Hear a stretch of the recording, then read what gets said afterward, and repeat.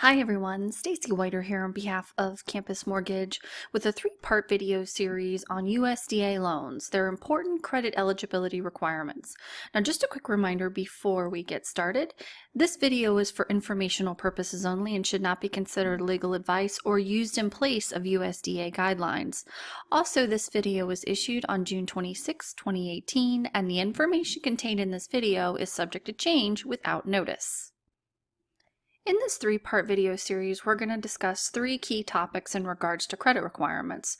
First, we're going to talk about the general credit requirements, then non-traditional credit, and credit exceptions. So let's take a look at general credit requirements for USDA loans. Lenders must analyze the entire credit history for each borrower listed on the application. The extent of the credit analysis is going to vary depending on the underwriting method used by the lender. So in other words, if they are using manual underwriting, then that's probably going to require a deeper review by the underwriter of the credit. However, if they're using USDA's guaranteed underwriting system, also known as GUS, which is automated underwriting, then they may not have to go as in-depth in the credit analysis if GUS finds it an acceptable application. Now, in regards to the credit report, the USDA does not publish any type of minimum credit score for their program. When it's run through GUS, GUS will more than likely determine whether or not it's acceptable. However, please be mindful of any overlay credit scores that your company may have.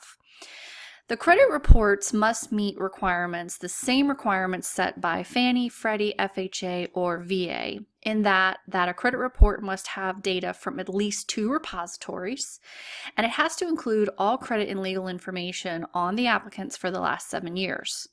The credit report also may not be older than 120 days once the loan closes.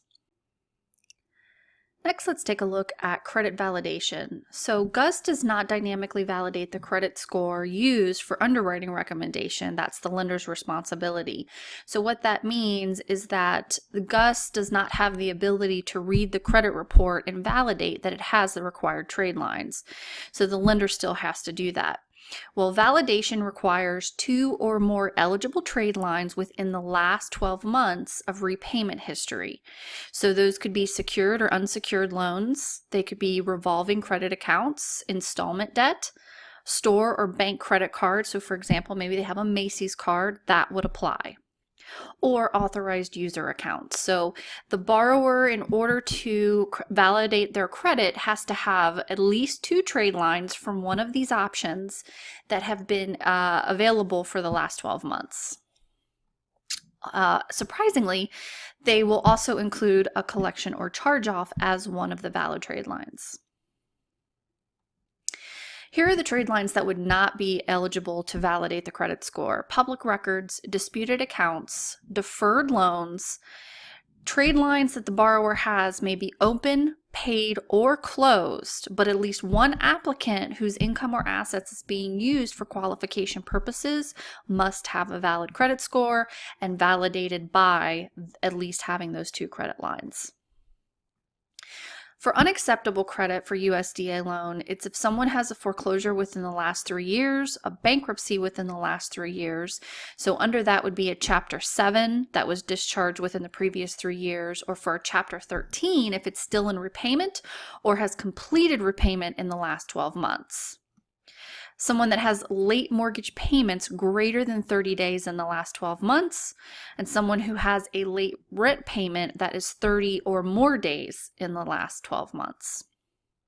All right, that concludes part 1 of this three-part series. Thanks so much for watching. For more tips and videos, please visit campusmortgage.org to look for their weekly mortgage video tips designed for all mortgage professionals, including underwriters, loan officers, processors, closers, and post-closers. Have a great day. We'll see you next time.